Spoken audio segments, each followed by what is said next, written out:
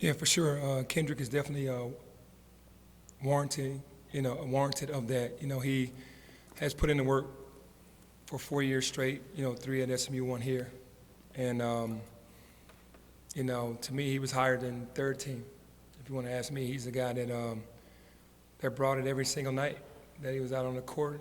And I know we didn't win enough games, I guess, to make him be a first teamer or a second teamer, but just thankful for him to even be recognized in the third team. And as far as the award for me, I just go out and battle every day, man. I just want to win for this team, for the city, for the school. That's it. Penny, where's the team right now? We just talked to Dre. I said, hey, you're playing the best basketball. He's like, I've seen it in spurts and practice in the games, but we haven't reached it yet. Maybe that's a good thing as you reach the postseason. In terms of confidence and where your team is, you feel good heading into postseason play? Yeah, I feel pretty good. There are some little things that we have to work on, but I think that we're finding a way to get it done. We didn't get it done at home against Houston, but we're working on some things this week. We need this week before we go. Everything is 0-0 now.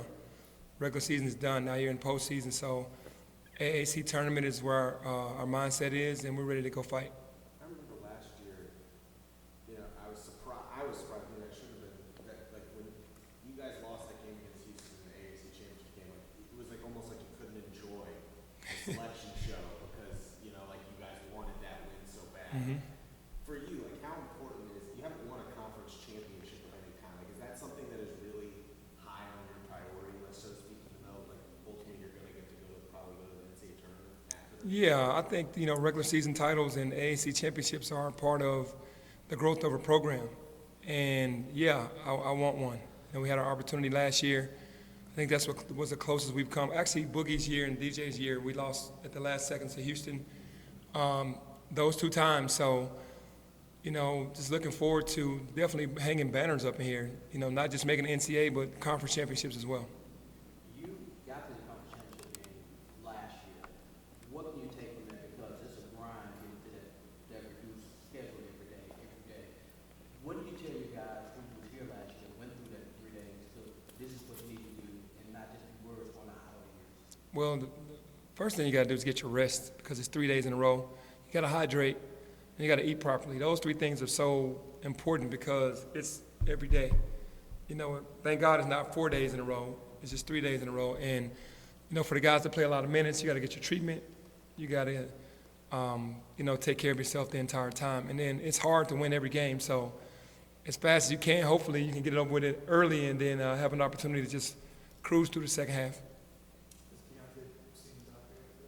I have not spoken to him. I'm sure he has. I'm sure I'll speak to him now.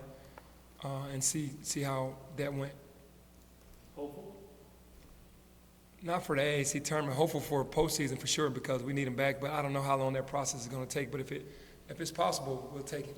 Last year, you guys beat Houston at home, but there was still that sense of pressure in terms of we got to get at least 2, maybe all 3 of them to get in the NCAA. Obviously, you did enough work there. It seems now that pressure might be off a little bit because of what you've done during the regular season, that you guys are going to be named on some. Does that allow you guys to play a little freer, not faced up against that pressure of, man, we got to win Friday, we got to make it to the championship game Sunday, just so they don't leave us out?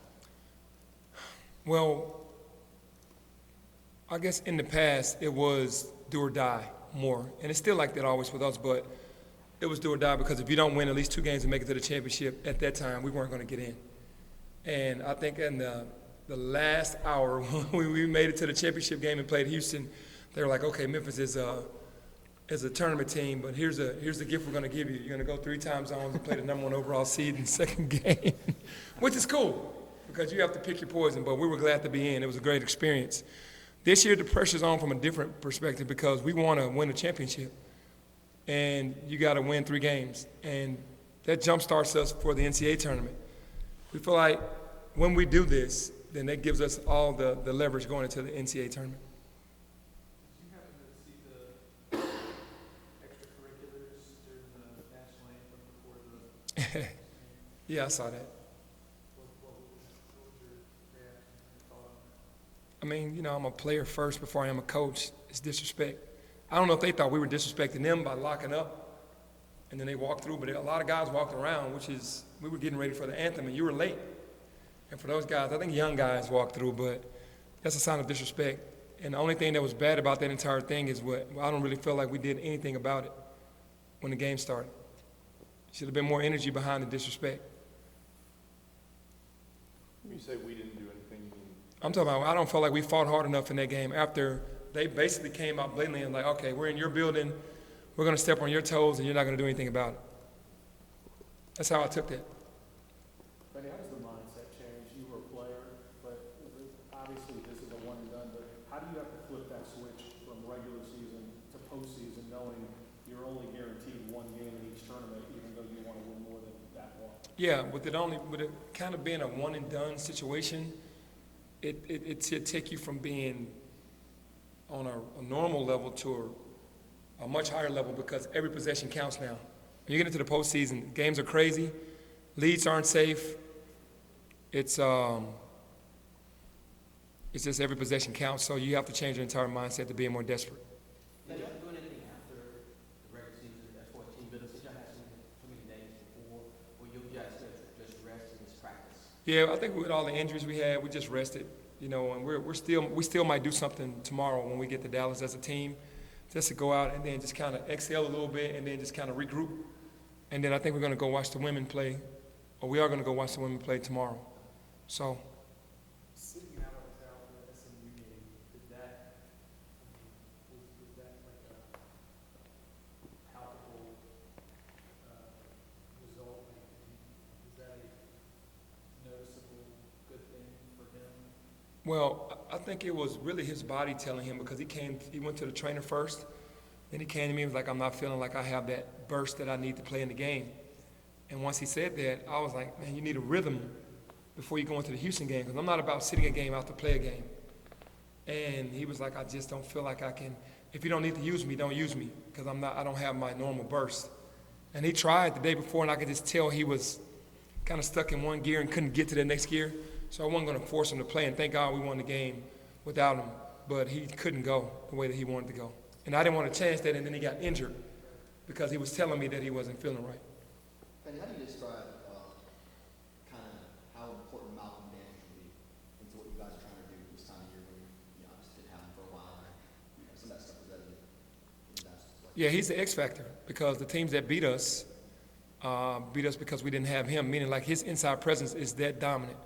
You know, with him coming back so late, and he still, until after Wichita was his first practice in 2.5 months. So think about that. When we came back to play Cincinnati, we had a small practice, not even a real practice. So really today was his first real practice since he got hurt against Alabama. So for him to be in the game and trying to work himself in shape and get better every game without us practicing, he's getting better. But he's the X factor because he's a dominant inside force when he's out there. With kind of chemistry and rhythm, you know, Yeah, integrating back in, how do you handle that? Yeah, it is tough, and it has been tough because he hasn't played many minutes until last game.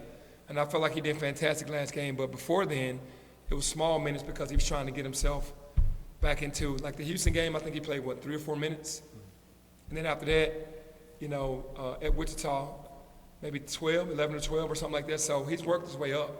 And the chemistry part is we got to get back used to seeing him down there because DeAndre wasn't the guy that was posting up a lot, and KO and Chandler weren't posting up a lot. So now we have that big guy in the middle. We got to get back used to him running and throwing the ball inside to him. Do you see him, like, he held up pretty well, it seemed like, in that Houston game with the minutes you win. You feel like, you know, you can trust him to play 20 minutes a game?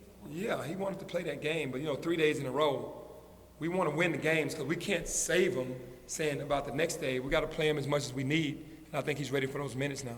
Penny, what's your message to the fans as you start this postseason run? I know Dallas is only 6 or 7 hours away. They filled it up at the Forum, but it's a little different going on the road. What's your expectation of the fan support, and what would your message be to your fans? My expectations are to see a bunch of blue in the building, and that's what we've seen every year. The last 3 years we've gone there, especially the last 2, we've had as much of a crowd as Houston, which is, amazing. And obviously SMU didn't really bring a huge crowd, but Memphis and Houston really represented the crowd at the AAC tournament, and I'm looking for that because that's carried us through. To have that run going and then to hear the crowd, it's like a home game. And it's been a home game for us. So I encourage the fans to come to Dallas Friday, Saturday, and Sunday. What's it going to take for Memphis to that 120 minutes to raise back? Mental and physical toughness. It's not going to be about X's and O's. The toughest teams are going to get through that battle. Penny, I know you obviously have a lot going on here, but is there any comment that you have on what John Morant's been going through the last couple days? No, not really. I mean, we're all praying for Ja. I'm here for Ja. I'm really close to the family. Not as close to Ja, but we're just praying for him, man. You know, he's human, he's young, and we just got to continue to pray for him and support him.